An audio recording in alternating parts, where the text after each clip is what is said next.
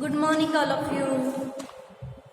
देखिए, हम लोगों ने नेपोलियन बोनापार्ट पर चर्चा की थी इससे पहले कि युग निर्माता यूरोप का नेपोलियन बोनापार्ट, इसका उत्थान भी पढ़ा, इसके द्वारा किए गए कार्य भी पढ़े और उसका पतन भी पढ़ा। आज हम एक नया टॉपिक लेके आए हैं, जर्मनी का एकीकरण। ठीक है, जर्मनी जैसे कि आप समझ रहे हो एक देश का नाम है। ठीक है, एकीकरण मतलब उसको एक करना। आज का हमारा टॉपिक है जर्मनी का एकीकरण। वर्तमान में हमें जो जर्मनी देखने को मिलता है, ठीक है, पहले ये जर्मनी ऐसा नहीं था, ये अनेक टुकड़ों में बटा हुआ था। ठीक है, तो इन सब टुकड़ों को जब इकट्ठा किया गया, सब टुकड़े इकट्ठे हो गए, तो सब जब एक हो गए तो उसका नाम क्या था? जर्मनी। ठीक है, तब इन टुकड़ों को इकट्ठा कैसे किया गया, क्या क्या युद्ध लड़ने पड़े या कौन कौन से कार्य करने पड़े, आज हम उन कार्यों के बारे में चर्चा करेंगे। आज जर्मनी के एकीकरण को देखते हैं। तो जर्मनी का एकीकरण, देखिए, अगर हम जर्मनी के एकीकरण की बात करते हैं तो जर्मनी क्या है, जो आज जर्मनी है, एक जर्मनी है। ठीक है, ये एकीकरण से पहले 200 रियासतों में बटा हुआ था, 200 रियासतों में विभाजित था। इन 200 रियासतों में किसी भी प्रकार की आपस में एकता नहीं थी और इन 200 रियासतों में अलग अलग प्रकार की शासन व्यवस्था थी, मतलब सब अलग अलग थे, किसी का मुझ तरफ किसी का मुझ तरफ, आपस में कोई एक दूसरे से नहीं मिलता था। 200 रियासतों में आपस में क्या तनातनी चल रही थी, एक दूसरे की शासन प्रणालियों को पसंद नहीं करते थे, एक दूसरे से मिलना जुलना नहीं पसंद करते थे। अतः इसलिए कहा गया है कि जर्मनी एकीकरण से पहले 200 रियासतों में बटा हुआ था।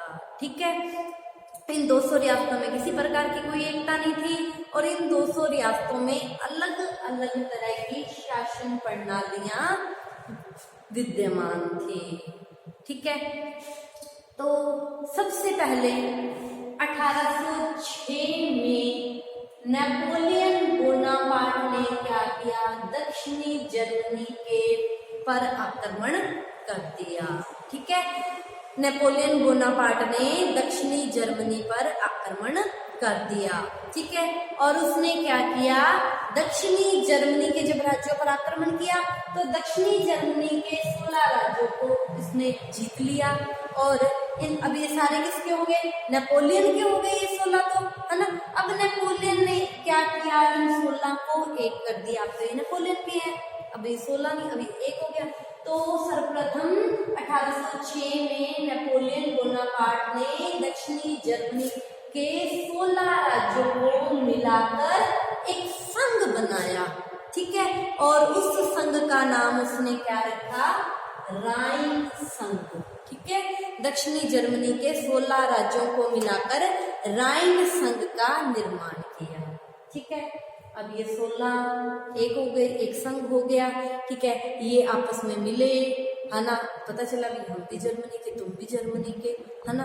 अब हम तुम तो रानी, अब हम हो गए। ठीक है, ना मैं रही ना तू, अब हम हो गए। ठीक है, तो अब इन लोगों में क्या आने लग गई? राष्ट्रीयता की भावना, राष्ट्रीयता मतलब देश प्रेम की भावना, भी हम एक देश के हैं, इनमें क्या आने लग गई? राष्ट्रीयता की भावना आने लग गई।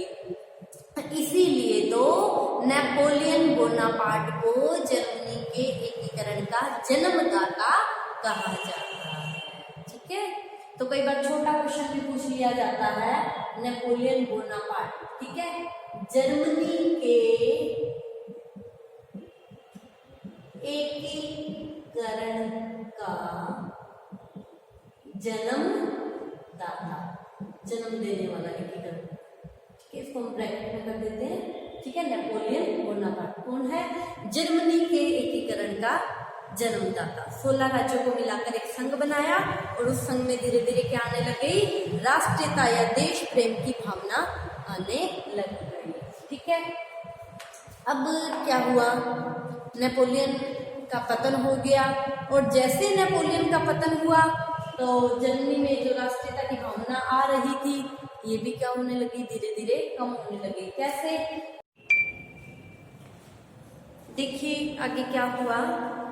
1815 में 1815 में ये देखो राइन संघ का निर्माण हम लोगों ने पढ़ लिया। बीच में थोड़ी टेक्निकल गड़बड़ हो गई थी तो दुविधा के लिए माफी चाहूंगी।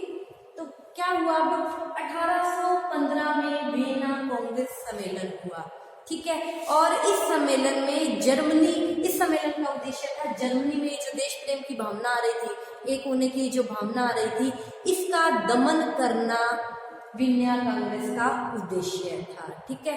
तो इस वियना कांग्रेस के द्वारा जर्मनी की राष्ट्रीयता की भावनाओं का दमन किया गया और जर्मनी की ये जो 200 रियासतें थी, जर्मनी की इन 200 रियासतों को क्या किया, एक संघ बना दिया गया। पहले तो ये 200 रियासतें थी, अब ये 200 रियासतें नहीं रही। अब क्या हो गया, जर्मनी की 200 रियासतों को 39 राज्यों का एक शिथिल मतलब कमजोर परिसंघ बना दिया गया। अब ये 200 रियासतें नहीं रही, अब ये 39 राज्य हो गए। 39 राज्यों का एक कमजोर संघ बना दिया, मतलब उसमें अपने आप निर्णय लेने की क्षमता नहीं थी, कमजोर था। क्यों? क्योंकि वो दूसरों के नियंत्रण में था, ठीक है। 39 राज्यों का एक परिसंघ बना दिया गया और इस परिसंघ पर विदेशियों का नियंत्रण था, तभी तो ये संघ कमजोर था। जैसे उत्तरी जर्मनी पर किसका प्रभुत्व स्थापित कर दिया, ऑस्ट्रिया का प्रभुत्व स्थापित हो गया। दक्षिणी जर्मनी के राज्यों पर किसका प्रभुत्व स्थापित हो गया, फ्रांस का प्रभुत्व स्थापित हो गया। और होनोवर पर किसका स्थापित